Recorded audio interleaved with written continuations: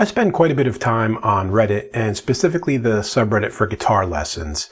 And, I post videos there, of course, but I'm also on there trying to answer people's questions and just give out as much advice as I'm useful giving to, depending on what the question is.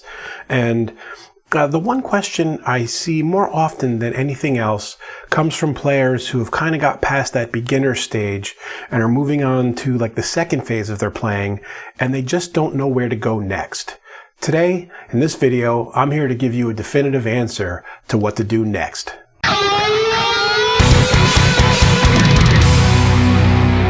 So you've got the basics down, you've learned open chords and some strumming patterns, maybe you've started on and are getting good with bar chords now, and maybe you're even working on some leads, and you've learned bits of other people's songs that you wanted to learn. Now you're picking up the instrument and you're not really sure what you should be doing or where you should be headed.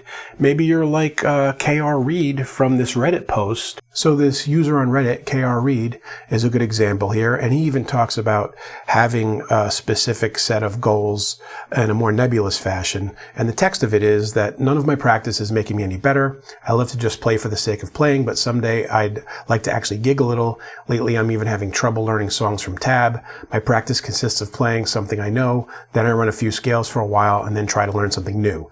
I can't find a music teacher local, and I've been using Guitar Tricks some. Also, he says can here, but I think he meant can't. He can't find anyone to just jam with. I started playing 15 years ago, but quit for a few years. It feels like I'm starting over, but at the same time, I'm not learning anything new from the Guitar Tricks.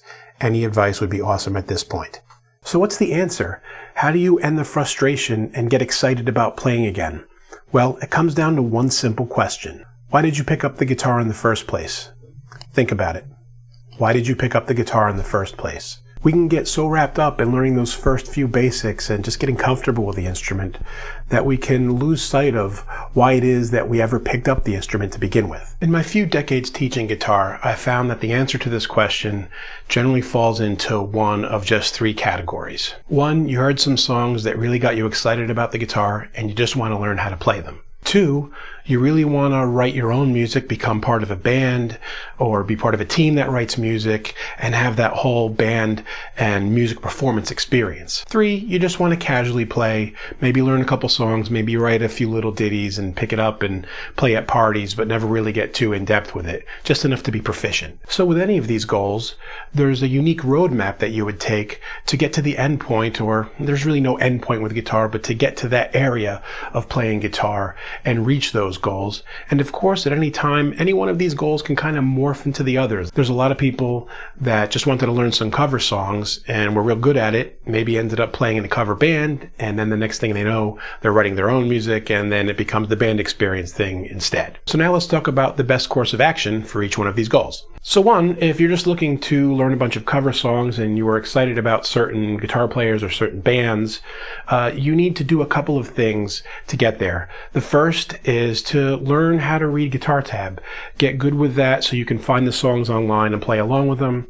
And I've got a lesson video, if you're not familiar with guitar tab, that you can go to here and come back to this video so you can learn how to read guitar tablature. The most common problem I see for players here is that they're not sure which songs to do first, and I want to tell you that it's okay to kind of have ADD here and jump around, learn a bit of this song, learn a bit of that song. Some parts are harder, some parts are easier.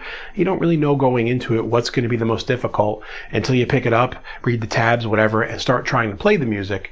And it's really okay to just learn a riff from this and a riff from that, and then eventually start working towards learning an entire song. The other piece, which I really strongly urge you to do if this is the path that you're on, is to learn to play some songs by ear.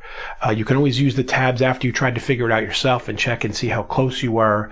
And I really highly recommend a piece of software called Transcribe, which again, I'll link a video to it up here. I did a little review of it. And I can't state enough how important it is to develop your ear and learn how to play music just that you heard without having someone else or a piece of paper and tab teach you how to play it. It's an invaluable skill and will help you all along the way.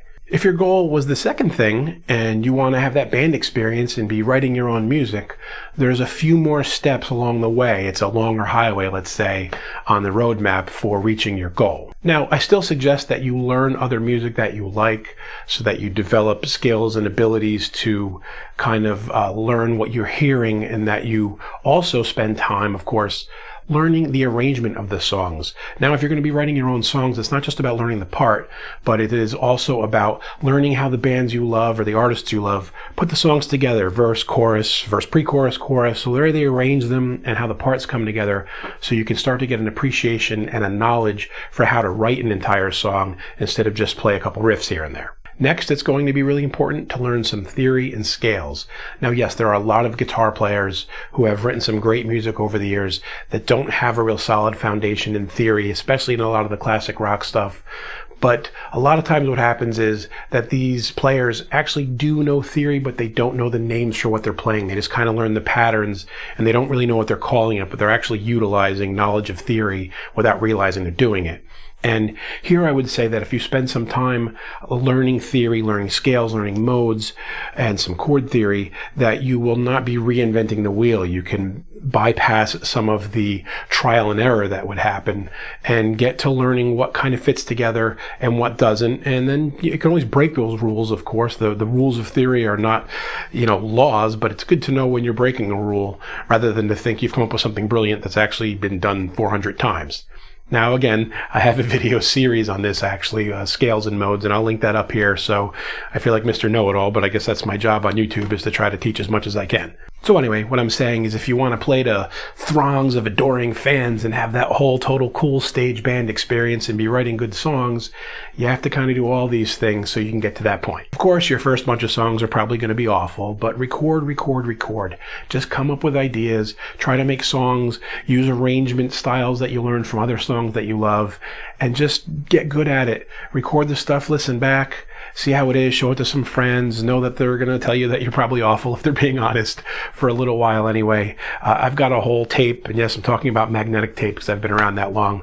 I've got a whole tape of songs that I wrote in those first couple years playing, and man, are they bad. They just remind me to be humble and remind me of where I came from. Another good thing is to, a lot of times you're not going to have an entire song idea. You'll have a cool opening riff or maybe an idea for a chorus or whatnot, and you can't figure out what to put around it. Record that stuff into your phone or whatever you're doing, like a webcam or something, and put them in a folder so you have them for later. I do that all the time, and I go back to it when I'm looking for inspiration, or sometimes I've got one idea in one key, and I've got 5 old ideas in the same key, and I might find that there's a verse that marries with a good chorus or an opening riff later. And so finally, the third thing, the casual kind of playing, is just a mix of either one or two that we've talked about before here. It's just not going as in depth for either one of those things. You're just taking either road as far as you want to go to get to the casual level that you're looking to get.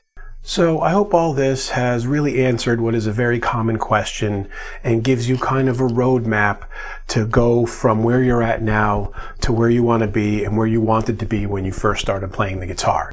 As with all my lessons, if you have any further questions or comments that might add to the discussion here, please leave them below. I'm always happy to hear from people. And if you like what you're seeing here and you like the other lessons, consider subscribing and all that happy hoo-ha. And until next time, guys, keep making great music. Hey friends, don't forget to subscribe and turn on notifications. It makes the whole world better.